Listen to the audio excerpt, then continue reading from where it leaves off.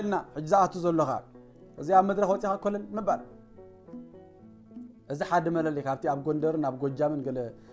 قصل مسل بدي عم زم صوا أب تكريستيان كوسن كله عم مدرك أي حفرون يوم وانجيل سبوق بحالن كله أفهم يتحزو كالو جبار بحالن كله يعجر بق ستايل يجبرلهم ينطرو أنا تذكر من أنتاي توم زنطرو تراي كونن أتوم أبو تعذيبهم زريقهم زلهم كنت قالت شفافينا مسقيلهم زريقهم كأي جرمني تخبر حد قبل كم من طلع بالكاكو كير كتمارو كأوس أخذ لكو تخليها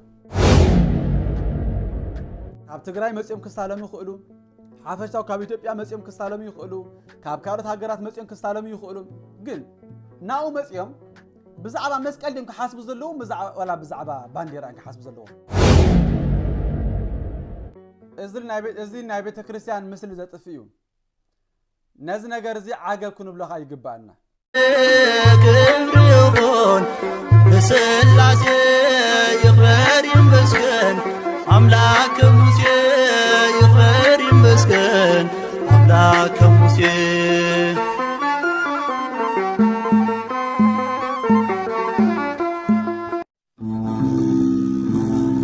آب وولد ومنفس قدوس هادو أملاك آمين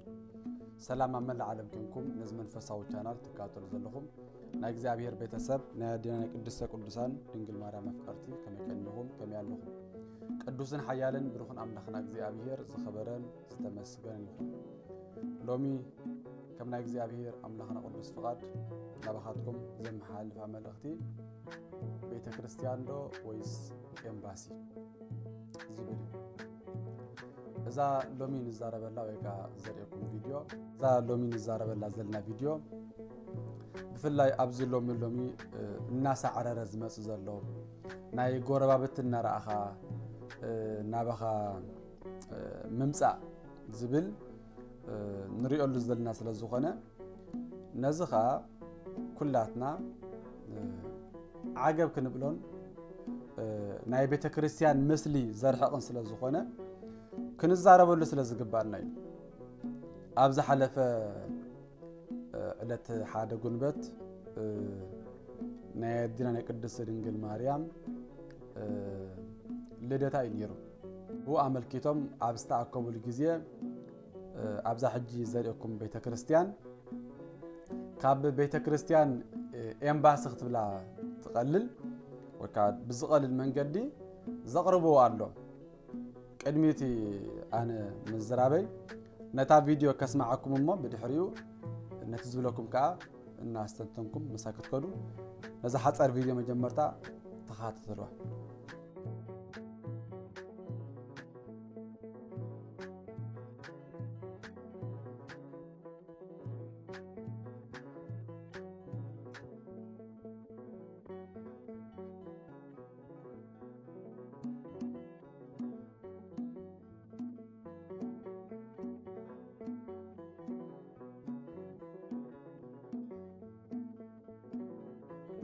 أبزا فيديو تملكوتكم زلخم كابتي منفساونتن لعلي على ماونتو أبزا فيديو زي مسكل يراهم كاب مسكل لعلي كاب بقولات تحزو كاب تعرفنا بتعرف استحزلو بانديرا إزل نايبة كريستيان مثل ذات فيو نزنا جرزي عجب كنوا بلغة يجبعنا قال سبات إز مقبارهم هاجر فقر زلهم زقول صلوا نهاجر فقرة اليوم كيرنا يقارلوا أو يخيدندا من ناموتل كان سخاب زخبير كابزي بيزان همبرجر ندبل عقام نايكال سب ناموتل كهاجر كتبل هاجر كاتفكر دخين كان مفكر مالتكو كالا أبكن دخا محلاف زي كون نسخة أبكن محلافي سلز أنا حادث هاجر يفكر يزبل تدخلي نمنت على هاجر قديفون أبكار تقميت الله نمنت هاجر قديفو أبكار عقب حاتي تقميت الله يخيد ما هاجرو كاب صلاتي كلا خللا اتي ابو زلو سبات كا زغانفم كله طميت دي صمدي مكرا كله نسو خا يكافل سلتا زفقرا ايرترا خا يحلف ابز مصيخا مثل بيت كريستيان مطفا ازي كفقد يبلون تزحزنا نصرا يكونن اذا كم زغبرو ابتناي بوليتيكا ابو زاتو بقى بربعه ايدوم بغروم زاتو سبات اب بيت كريستيان كا سلازاتو نخلتي كسامع زدليو እቶም ሊቃውንት ካብ ሓደ ቦታ ናብ ሓደ ቦታ ብጽምእን ብፀሓይን ብቁርን ትምህርቶም ዘጠናቀቁ ዝተማህሩ ሰባት ግን ናይ ቤተ ክርስቲያን ምስሊ አይትቀይሩ ኢሎም ዓገብ ክብሉ ምተገቦም بحق متقبم نيرو جن رئيخا خمزير أخا برقص بلبهم زي كعقبولي يخلو خانم جن عبلبهم زلماني فلطة عبلبي زلماني فلطة عبلبخا حس كان مخادا يكونن اتنسخا تعاملوا له نجارات ازي ناي بيت كريستيان مغلط سلا زي كونه ازي بيت كريستيان دامبر امباس سلا زي كونه كابزار حقوم تباهل نيرو جن تزرئ كان تايو نبيت كريستيان بفلاي بنا إيرترا زمحادرو زلو اتنا هقدف اي بقى ملو كم استوقات ارمي زريكا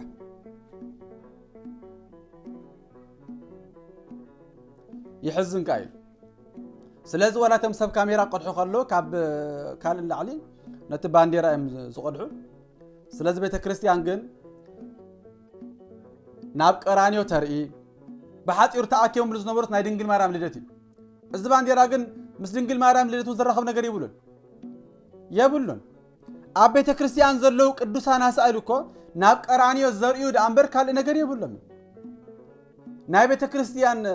አርማ ድማ መስቀል እንበር ባንዲራ አይኮነ ትሽግር ግን ታይመስለኩም ኩሉ ቅዳህ ካብ ኢትዮጵያ ኣብ ኢትዮጵያ ዝግበር ኩሉ ነገራት ቅዱስ ትዝሕዝን እቲ ኣብ ጎንደርን ኣብ ገለን ተማሂሮም ዝመጹ ናይ ጥንቆላ ገለ ዝብላዕ ኣቅጽልቲ ንዑ ጥበብ ንዑ በሊዖም ኣብ መርዓንተ እዚ ዓዲም ካየ መርዓኻ ከምዚ ክገብረልካ ስለሆም ይኻ እቲ ክቡር ዝኾነ እቲ መርጌትነት ኣብ ቤተ ክርስቲያን ተፈራሕ ዝኾነ ምክንያቱ ምስቲ ጽቡቕ ትምህርቲ ዘይድል ናይ ቤተ ክርስቲያን ትምህርቲ ዘይኮነ ካብቲ ጎንደር ዲ ጎጃም ገለ ተሰኪሞም መውጹ እዚ ነገር ከም ጥበብ ይቆጽርዎ ከም ግርማ ሞገስ بسبات كبرم انت خرخبو اب ኢትዮጵያ ዝግበር ነገራት በቃ ሁሉ ናብ ጽድቂ መንገዲ ኩሉ ተቀባልነት ዘለዎ እዚ ባንዴራ ኩሉ ነገራት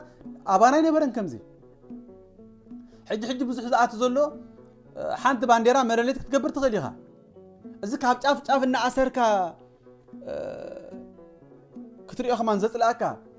ካብ ቤተ ክርስቲያንነቱ ወጽኡ ከምዛ ቀዲመ ዝበልኩ ናብ ኤምባሲ ኣብ ኤምባሲ ተኻንኩም አይስቀልን ዝሎም ኣብ ቤተ ክርስቲያን ዝግበር ዘሎ نمخانو خا بيت كريستيان ترايديا بزعبا زبانديرا تقبر تقل كالوت مسجد زغبر اللوديم اب كال زغبر اللوديم اموتا ايرترا ناي اورثودوكس ترايديا سلازي ازي اتي ناي مسقال نغرات فيها الزبانديرا مسقال كابي كم زمص ايردانن ግን ቀዳህ ዛ ኣብ ኢትዮጵያ ዝግበር ዘሎ ኢትዮጵያ ኩሉ የኛ ይኻ ኩሉ የኛ ስለዝሉ ነና ካናቶ ወሲድናም ኩሉ ናትና በቃ ነحنا ኩሉ ገበርት ነحنا ኩሉ ሓደግት ነحنا ኩሉ ዛዓይነቱ ዳሕራይ እዚ ኣብ ኢትዮጵያ ዝግበር ዘሎ እዚ ካብ ጫፍና ኣሰርካ እዚ ቤተ ክርስቲያኖን ባንዲራ ንሳተን ከም ዝብልዎ ከምዚ ቀናት ኣዴ ማርያም ናይ ኣዴ ማርያም እዚ ግደፎ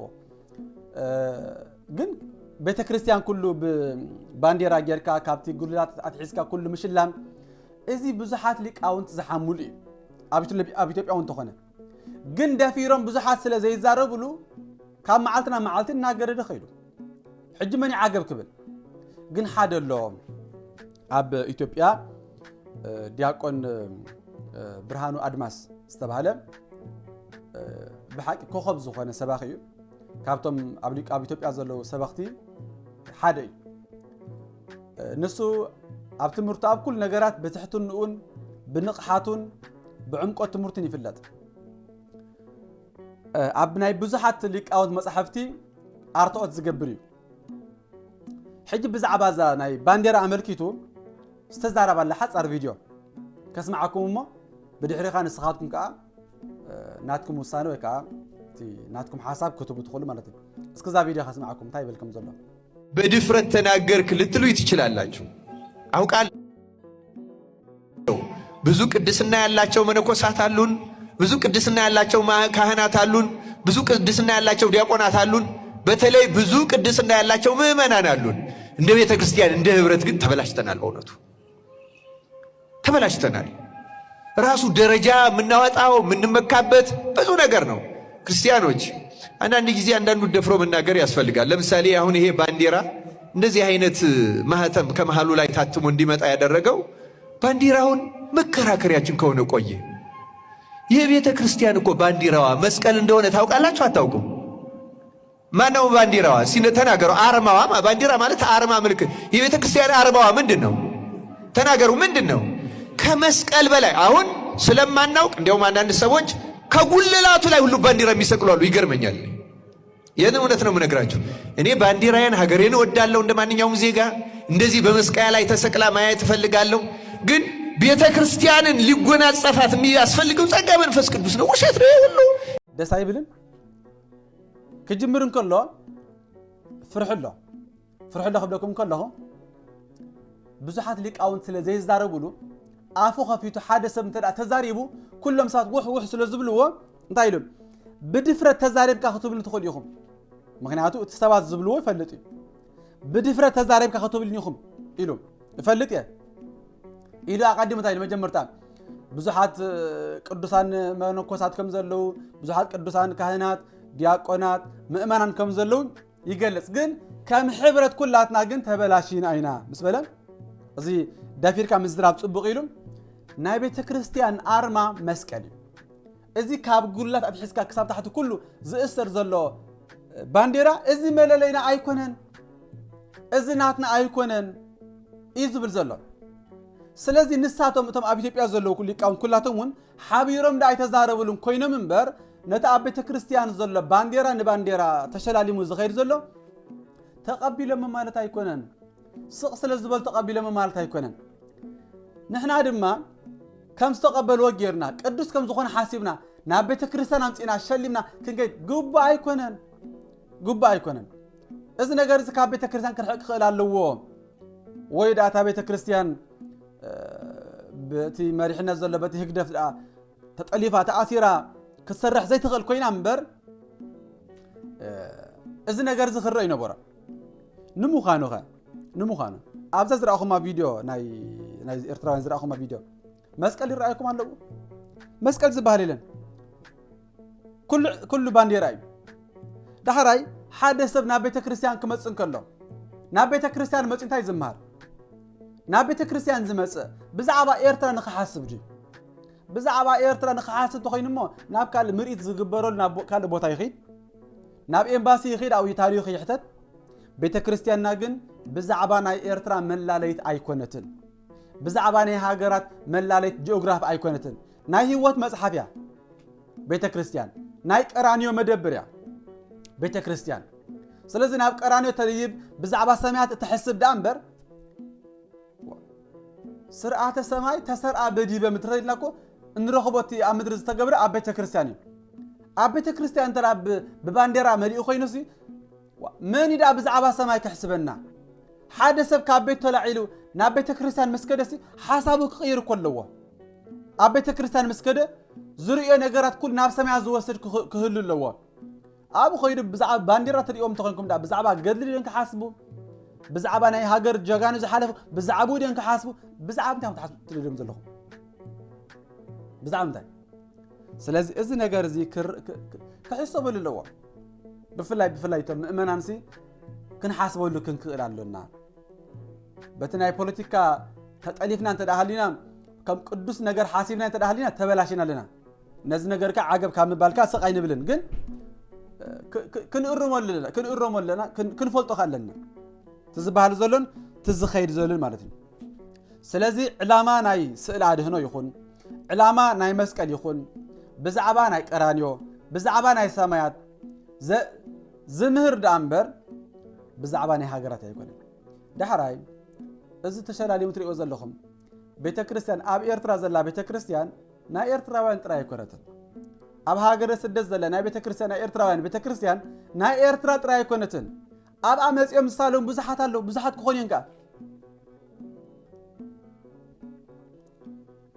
ካብ ትግራይ መፅኦም ክሳለሙ ይኽእሉ፣ ሓፈሻው ካብ ኢትዮጵያ መፅኦም ክሳለሙ ይኽእሉ፣ ካብ ካልኦት ሃገራት መፅኦም ክሳለሙ ይኽእሉ። ግን ናኡ መፅኦም ብዛዕባ መስቀል ድም ክሓስቡ ዘለዎም ዋላ ብዛዕባ ባንዴራ ክሓስቡ ዘለዎም። حدا نبل ما حدا تجراويس نابزا بيتكلم ثلاث نحن كو ناي بوليتيكا فريليز دلنا مسكالو تنبر امنتنا حدا سلازي ببوليتيكا مخنيات غيرنا نخالو سبات كاين فلنينا بزي قدس ابي بوتا يحلو بيتكرسن حنت خمس غنت نامن ازي بانديرا نعاي صعمني زي طعامو يملس يلكا مخاد كن ازنا يطعنا يكونن ازنا يكال هاغراونت يمبر منفساونت يكونن ايكونن سلازي حدا سبنا بيتكريستيان مسمص زحاسبو ነገር ሰማያው ከም ዝሓስብ ዲና ንገብሮ ወይስ መድራዊ ሰማያው ከም ዝሓስብ ንኽሓስብ ዲት ዕላማና ወይስ ብዛዕባ መድራዊ እዚ ክሕሰበሉ ክኽእል ኣለዎ ስለዚህ ኩሉ እዚ ካብ ኢትዮጵያ ገፋጊፍና ነምጾ እዚ ባንዴራ ኢልና ጥንቆላታት ኢልና እዚ ከበሮ ኣተሃራርማ ኢልና ሕጅዛኣቱ ዘለኻ እዚ ኣብ መድረኽ ወፂኻ ኮለን ምባል እዚ ሓደ መለለይ ካብቲ ኣብ ጎንደርን ኣብ ጎጃምን ገለ ቆጽለ መጽለ በሊዖም ዘምጽዎ ኣብ ቤተ ክርስቲያን ከወጽን ከሉ ኣብ መድረኽ ኣይሓፍሩን እዮም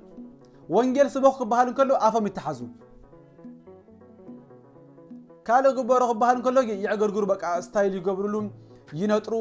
ኣነት ዝገርመን እንታይ ቶም ዝነጥሩ ጥራይ ኣይኮነን እቶም ኣብኡ ተዓዚቦም ዝርእዎም ዘለዉ ክንገለ ተሸፋፊኖም ስቕ ኢሎም ዝርእዎም ካ ይገርመን ተኸበረ ሕድጋ ቢልካ ምንጥላ ቢልካ ኮ ከልካ ተማሃሩ ካ ውጻኽ ትብለኮ ትኽእል ኢኻ ግን ኩሉ ተበኪሉ ከምዚ ዲያቆን ብርሃኑ ኣድማስ ከም ዝበሎ ከም ሕብረት ኩላት ተባላሽና ከም ዝበሎ ኣብ ከምዚ ነገር ወዲና ቤተ ክርስቲያንና ካ ብከምዚ ነገር ዝኻ ኣብ ክንዲ እናበረኸት ትኸይድ እናተሓተት ትኸይድ ኣላ ብሰንክና ማለት እዩ ትፍልልያት ብኸምኡ እታ ቤተ ክርስቲያን ዝኣቱ ፀይቀታት ብኸምኡ ስለዚ ነዚ ነገር ዝዓገብ ክንብሎም ይግባአና ስለዚ እዛ ንሪኣ ዘለና ሕጂ ካብ ናብዚ ኣኸይዱ ሲ ሓደስ ልደታ ለማርያም ኣኸቢረ ዲ ክብልና ቤተ ክርስቲያን ዚ ኣኸይዱ ሕጂ ብዛዕባ ድንግል ማርያም ዝሕስብ ነገር ኮ ይብሉ ብዛዕባ ቀራንዮ ዝሕስብ ነገር ይብሉ ብዛዕባ መስቀል ዝሕስብ ነገር ይብሉን በቃ እቲ ትሪኦ ኩሉ ነገር ሽልምልም ኢሉ ካብ ቤተ ክርስቲያንነቱ ኤምባሲ ዝመስል ስለዚ ካብ ቤተ ክርስቲያን ክብሎ ኤምባሲ ተዝብላውን ተመራጽ ምኾነ ምስቲ መልእኽቲ ማለት እዩ ሓደ ሰብ ናይ ዶክተር ክዳን ተኸዲኑ ኣነ ፈራዲ እንተይሉስ ተጋጊሎ ምክንያቱ ፈራዲ ተግባሩ ፈራዲ እዩ ልብሱ ግን ናይ ዶክተር እዩ ተጋጭ ኢሎ እዛ ቤተ ክርስቲያን እዚኣ ድማ ኸም ኮይነ ዘላ ሓደ ሰብ ናይ ፈለስቲ ልብስ ለቢሱ ደራፊ እንተዳይሉ ተበላሽ ኢሎ በበይኑ ስለ ዝኾነ እዚኣ ኸ ቤተ ክርስቲያን ትበሃል መልእኽታ ግን ናይ ኤምባሲ ሰብታ ይሓስ ስለዚህ ዓገብ ክበሃል ዝግበዩ ስለዚህ ቤተ ክርስቲያን ኩሉ ግዜ ዓገብ ጌጋ ንብል ዘለና ብዘይ ምኽንያት ኣይኮናን እዚ ኢድናይ ፖለቲካውን ምእታው ጥራይ ዘይኮነስ መራሕያን ኣዛዚያን ንሱ ስለ ዝኾነ በቃ ትንሱ ዝደልዮ ይገብራለ ማለት እዩ እዚ ድማ ክሳብ ቤተ ክርስቲያን ዘይፀረየት ቤተ ክርስቲያን ንበሉ ድሓን ኩላትና ኣካል ናይ ክርስቶስ ስለ ዝኾና እዚ ዘሎ ምሕደራ ኩሉ ክሳዕ ዘይፀረየ ኣፍና ሰቃይ ንብልን ኢና እዚ ፖለቲካ ግን ክኸይድ እዩ እቶም ከምኡ ዝገብሩ ዝነበሩ ሰባት ግን ፅባሕ ንጎታ ከም ዝብሉ ኣነ ኣይፈልጥን ብዝኾነ እግዚኣብሔር ንቤተ ክርስቲያንና ሓድነቱን ሰላሙን ከውርደልና ናቱ ሰናይ ፍቓዱ ይኾነልና ናይ እግዚኣብሔር ምሕረት ናይ ቅድስት ድንግል ማርያም ኣማላድነት ናይ ኩሎም ቅዱሳን ኣቦሃትና በረኸቶም ምስ ኩላትና ይኹን ወስብሐት ለእግዚአብሔር ሰላም